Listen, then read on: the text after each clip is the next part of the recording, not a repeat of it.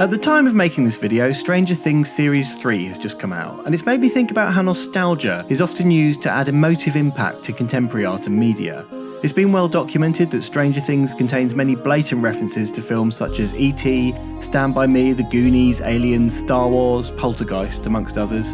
Films that were popular when a certain Netflix demographic were young. The topic of nostalgia is an interesting one, and there is a key time in our lives when we're most affected by it. Our brain's memory systems are at their most efficient during late adolescence. This is a key developmental period where we often experience many things for the first time. This is a period in our lives when we are forming an identity for ourselves, finding our tribes, working out who we are. We'll form an attachment to music, fashions, ideas, philosophies, in an attempt to define ourselves. And these attachments will stay with us our whole lives, because when, as adults, we're exposed to these things again, our brains actually experience a dopamine release, and it makes us feel good. This is why every generation will swear that music was better when they were young, and everything the next generation listens to is rubbish. Exposure as adults to musical styles that were popular during our adolescence will create a neurochemical reaction in our brains. But what particular musical style this is entirely subjective. This propensity human beings have for nostalgia permeates our culture and often finds its way into the commercial world. Fujifilm cameras have attracted the attention of many photographers with their retro rangefinder designs. Instagram filters became wildly popular with people adding a vintage look to their mobile phone shots. Simulating a film look in photo editing software is a very popular technique for photographers. But this is often done placing less of an emphasis on matching a realistic look for specific film stocks and making the image as clean as possible, in favour of recreating the imperfections of film. Faded blacks, heavy grain, light leaks, colour casts, evocative reminders of our family photo albums from the days of film and cheap consumer cameras. Nostalgia is powerful, and it can trigger memories and feelings. Maybe also add a feeling of legitimacy to our work. If we can make our photos gain an aesthetic reminiscent of those iconic photos of the past, maybe this will help our photos appear as good. Nostalgia is such a powerful force that it's even hijacked for political as well as commercial gain. This is why we're not told to make America great, but that we need to make America great again.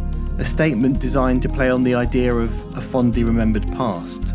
But the trouble with nostalgia is that it's selective in what it remembers, and the response is subjective to the person experiencing it. In short, it's not real. It's merely a feeling, and one that will only resonate with a group of people for which those particular nostalgic triggers are relevant. Stranger Things may remind those of us who were young in the 1980s of a fun and carefree time in our childhood, but the pre-political correctness, sexist, homophobic and racist attitudes of the time don't really seem to be very present. Stranger Things is the 1980s how we would like to remember it, maybe how some of us experienced it from the naive and sheltered viewpoint of children. But Stranger Things is good, not because it relies on nostalgia, but because underneath, its narrative building blocks are solid. The characters have depth, the plot is engaging and the direction is captivating. And while it uses nostalgic elements, it combines them and it builds on them to create something of substance, to create something new. Fujifilm cameras are great, but not because they have a nostalgic look. They're great because while they've cherry-picked a few of the good things of the old rangefinder cameras, such as the manual control dials, they are underneath good cameras. They produce high-quality images, they have a ton of useful contemporary features such as autofocus with face tracking, touchscreens, 14 frame per second burst rates, 4K video, and of course you don't need to wind back the film and reload another one every 36 shots, or wait while you send your photos off to the lab to be developed.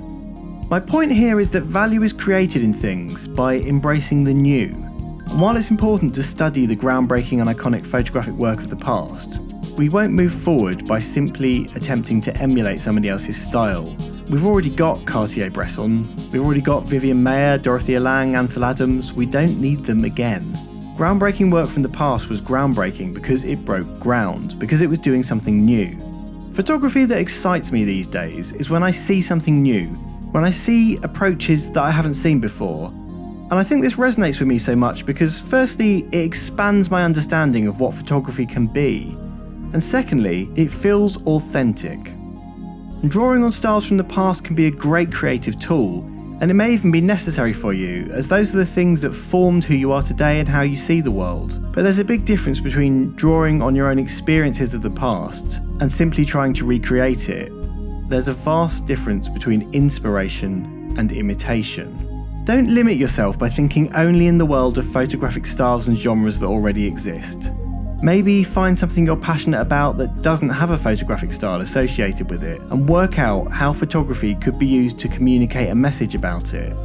Try being led by the subject and what you want to say, not by a style that already exists.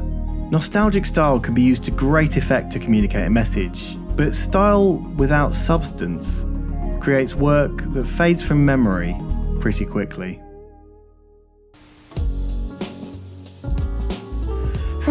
It is really hot in London at the moment. So this channel hit 200,000 subscribers a few days ago. That is absolutely crazy. We only hit 100,000 about just over half a year ago. That is crazy, crazy, crazy. Thank you very much, everyone who subscribes to this channel, and thank you to everyone who supports me on Patreon.